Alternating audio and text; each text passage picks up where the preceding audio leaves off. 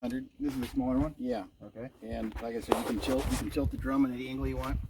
You know, when you're storing it, you probably want it straight up. Storing it up, okay. Yeah.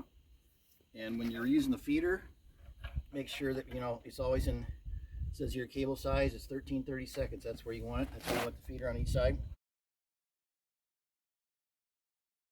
1330 seconds. Yep. The cable So it lines up with the arrow right there. 1330 seconds, because that's the size cable we're going to be using in here. Okay. Like I said, you always want the switch in the forward position, so it's up. And you'll see in the drum it's going to go to the right.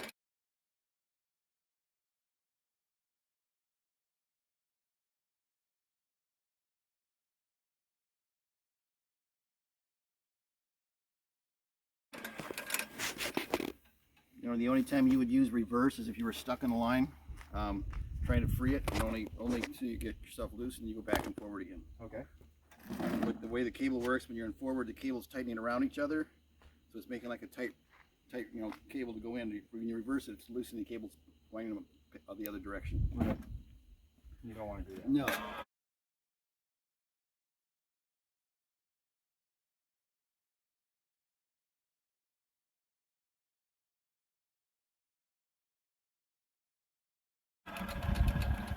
Really, you probably shouldn't have to do that. Really. No, you shouldn't. That's your feeding setup. Right. Tighten it, and then it'll start going forward. As soon as I get down to where I can get. That's about where you're going to want the feed at, right there. You can leave it anywhere, you know, in between. So if you do that, it'll take it off. Yeah, just like neutral, just like neutral. Gotcha. No, I recommend if you're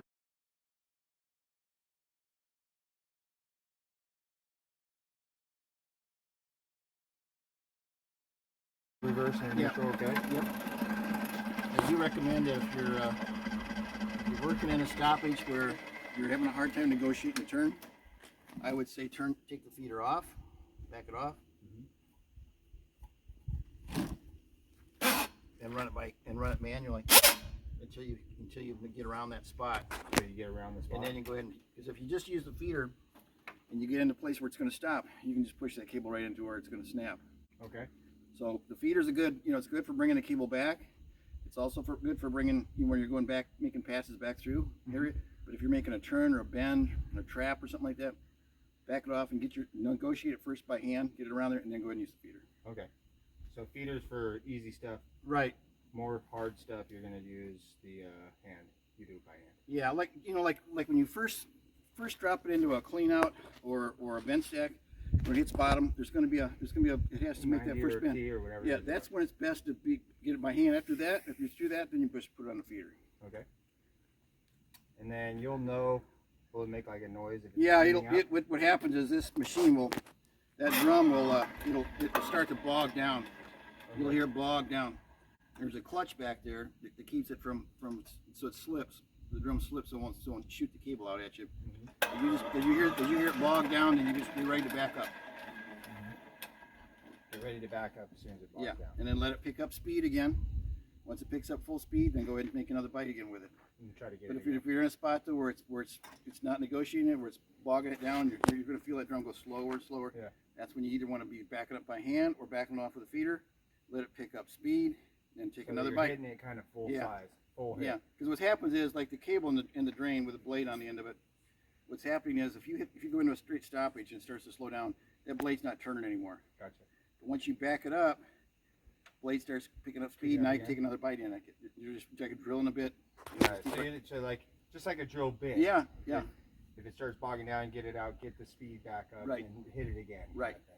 And do that. Because otherwise, if you bury that blade in the drain, it's not doing anything, basically. Yeah, it's just sitting there. Yeah, and then eventually, after about 7 or 8 rounds, it's going to kink back here. I gotcha. Because it's still turning here and it's not doing anything there. Right, but you got some time in between, and like I said, there's a clutch on the back. If it's over torqued, what it should do, it will slip, and it'll let that cable slip inside the drum. But I mean, it's not impossible to get it buried completely to where it won't. Is that a starter motor? What's that? Is that a starter motor? It's just a regular universal type motor. So you got it on and a reverse or something? That's reverse all the way back. Now, when you're pulling this back in, do you need it No. in reverse? Always leave this in forward. Tell them never to run it in reverse. Unless it's like stuck. Yeah, because you have reverse right here. Right. So like if you went in and see there was a I'll just say like there was a washcloth down there. So if you go in and you're going in forward, you're going to pick that washcloth up. Now when you bring the feeder back, it's going in the same direction. It's going to take that washcloth back with it. Right. If you reverse it, you're going to let that washcloth down and dump in the drain. So the only time you would ever need to go in reverse is if it's like stopped and you can't get it back. Right. Because then you want it to let go of what it's doing. Right. And get it back. Yes. Okay. That's it. Gotcha. And how much cores you got on it? This is 75 feet. 75 feet. I'll bring that back. Well, I'll show you how that. Like I said, all you do is just get this to where it takes off.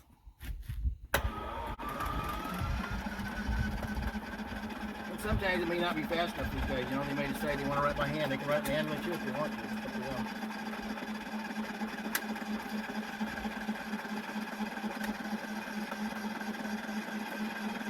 About like this.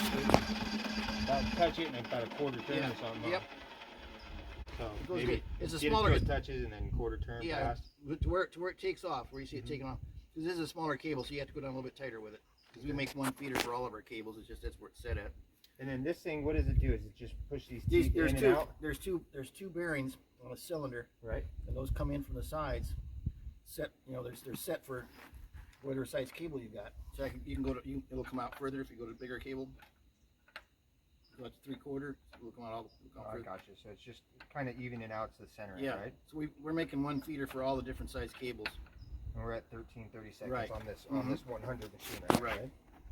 So you just keep buzzing in there. Yeah, and you're good. And on the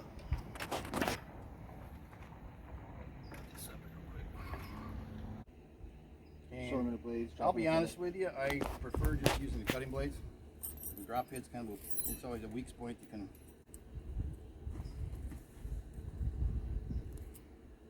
So there's two basic blades that come with it. There's an inch and 1.25 inches for the 100.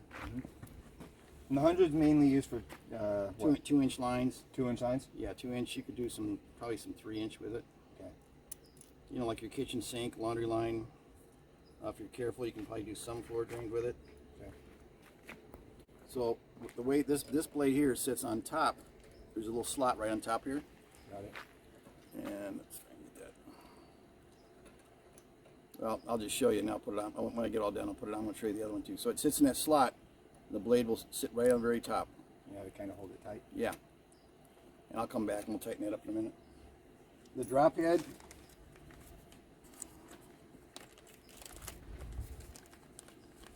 You're going to get a punch with this unit, so you'll have a punch to knock the pin out if you decide to do that. The drop head would actually sit right in a slot like this, and then you'd have to hammer your expansion pin in. Okay. And there's a punch in your toolbox for punching that out, if that's what you decide to do. Okay. The only other thing we make, and it's a little rough to use because you kind of got to fish it through there, but it's called an extraction hook, and you have to. Take your Allen. You have to take your Allen wrench and kind of fish it through to the bottom.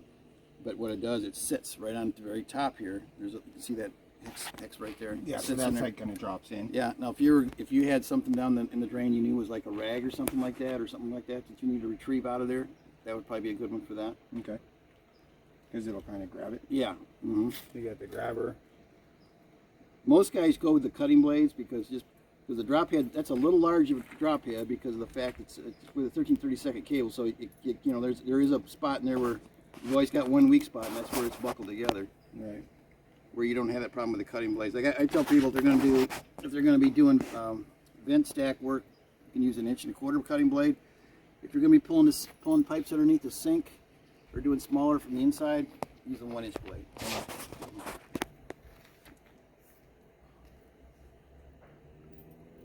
Just keep in mind when the cable's going down there, the cable is doing this, so it's covering a bigger area than what you're seeing right here, and especially after you've used it a few times, it'll be going on. So it's covering a good circumference of that drain. Okay. So there's not a whole lot with. So you didn't get in too much trouble. Yeah. Yeah, maybe just to start out, use the small blade. Go get it. Alrighty. Come, if you have time afterwards, come back. Yeah, definitely will. All right. Oh. Ow. Shit, let me see if I got some.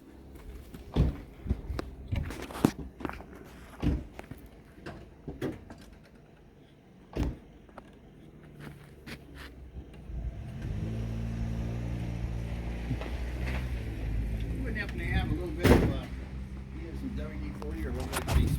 Sure. I want to put something on this thread so when I put it in there, because if it stays in there a while, it will. Assortment of blades. I'll be honest with you, I prefer just using the cutting blades. The drop head's kind of it's always a weak point that can.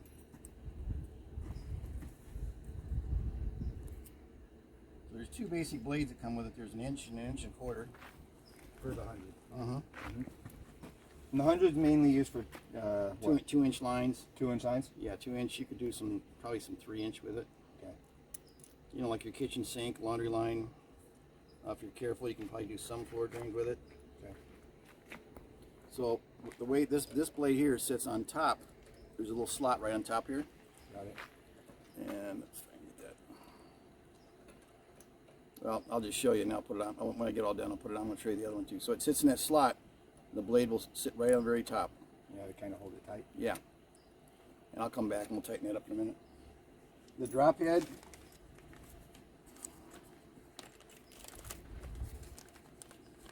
You're going to get a punch with this unit, so you'll have a punch to knock the pin out if you decide to do that.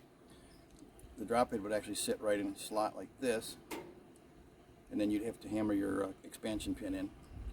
Okay. And there's a punch in your toolbox for punching that out, if that's what you decide to do. Okay. The only other thing we make, and it's a little rough to use because you kind of got to fish it through there, but it's called an extraction hook, and you have to. You have to take your Allen. You have to take your Allen wrench and kind of fish it through to the bottom.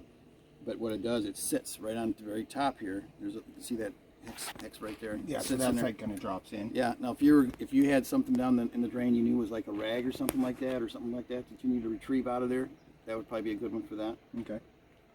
Because it'll kind of grab it. Yeah. You got the grabber.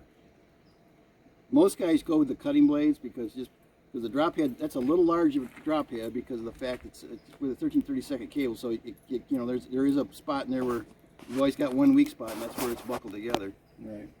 Where you don't have that problem with the cutting blades. Like I tell people, if they're going to be doing vent stack work, you can use an 1 1/4 cutting blade. If you're going to be pulling pipes underneath the sink or doing smaller from the inside, use a 1-inch blade.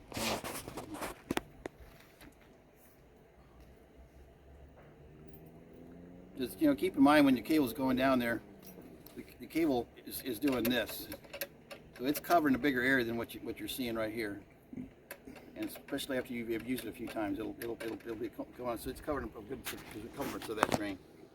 Okay. Awesome. So there's not a whole lot with this one. Those are the choices you have. I mean, I can put if you want, I can put the small blade under for right now. You want to get to that?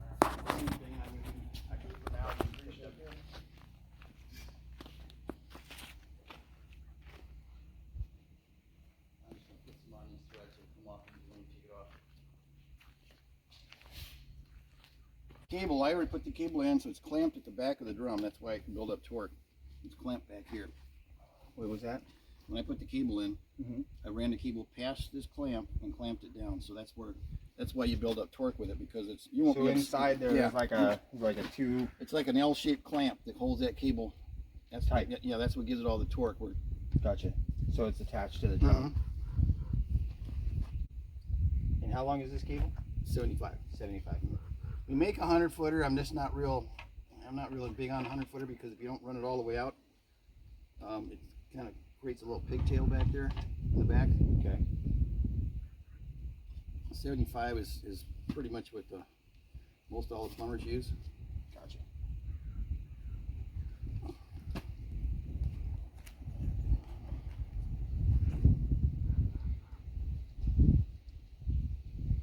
So most of these tools is that Allen?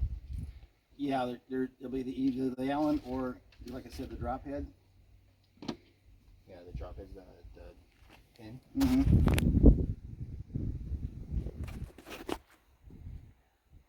Is the receiver replaceable if it gets messed up? What do you mean? Yeah, we actually sell a repair bulb for this. Okay. That you can thread it right over the cable. Thread it over the cable. Mm-hmm.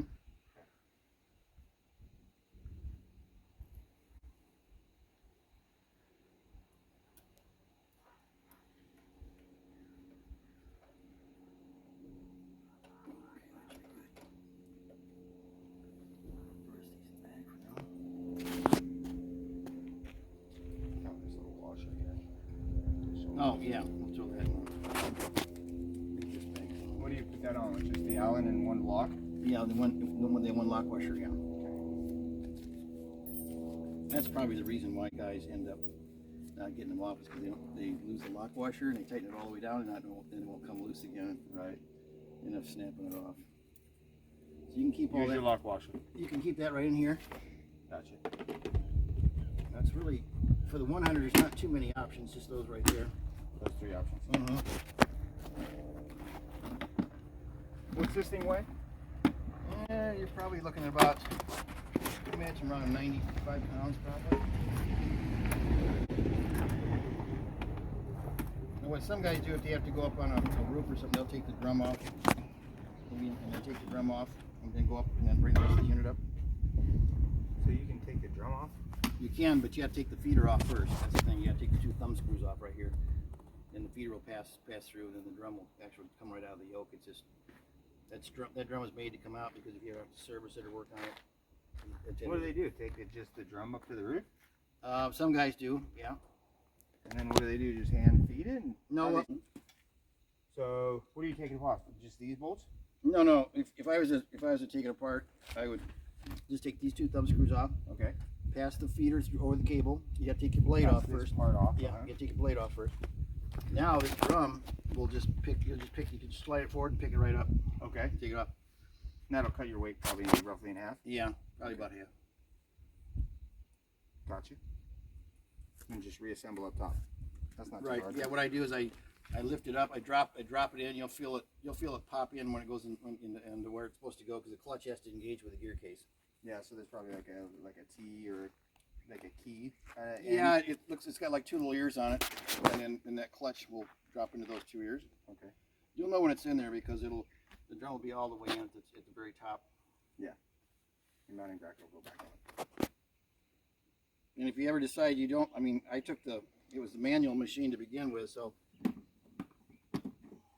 You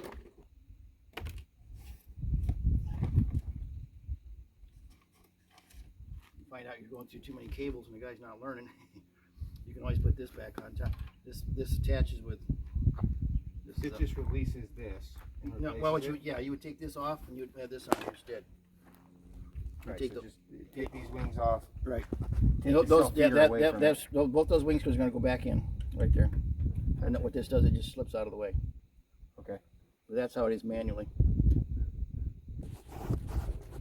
So that does it probably adds about 6-8 pounds to it when you have to go up on the roof with it. Do they need to periodically maintain? Yeah, once in a while, just make sure they're tight and bolt it. Yeah. You know what I mean? But they're pretty secured. You've got washers on both sides. You probably see it too when they're using it. It starts kind of Just getting loose on it. maybe after you use it for a while, or you don't use it for a while, maybe spray some WD-40. This is just a regular air switch hookup? Yeah, some. Okay. You could always spray a little WD-40, like maybe down into here on both sides. And just make sure it keeps working nice and smooth.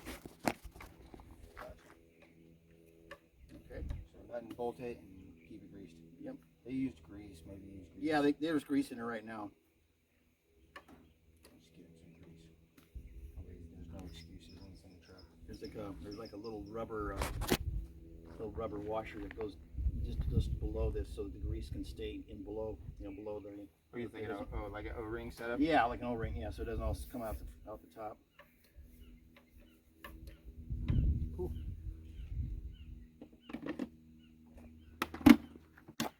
Cleans your brains. And this here, you might put some anything else you got with it. It will sit right up here. Oh, that's nice. that's really all there is to that. Did you roll this thing up? Can you roll it up on Yeah, this side? you can actually put that on the other side.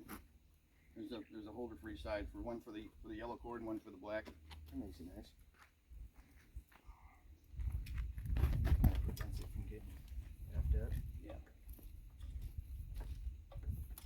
That handle slide down if need be. Oh yeah, yeah. If you need to be in a position where, I don't know where, if you're going underneath someplace, see the hole right up here? Yeah. You can bring it all the way down to right about You hit your lower hole. right there. You're putting in a small truck or something, or it's a little hard to roll with the handle down that low for you. I'm sure. Unless you got a short guy like me. Yeah, but it's actually easier to roll too if this is up. This up. Oop. Yeah, we'll just give it a little slack.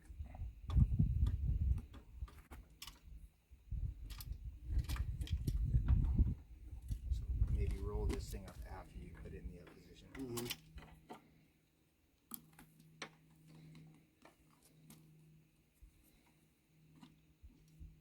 That's pretty much everything on that one. Alright. You said this one, what, 90 pounds? Yeah, with the feeder on there, you're probably looking maybe about 105 maybe. It's not too bad. Cool. You'll probably end up putting that in the truck because it'll get in your way. But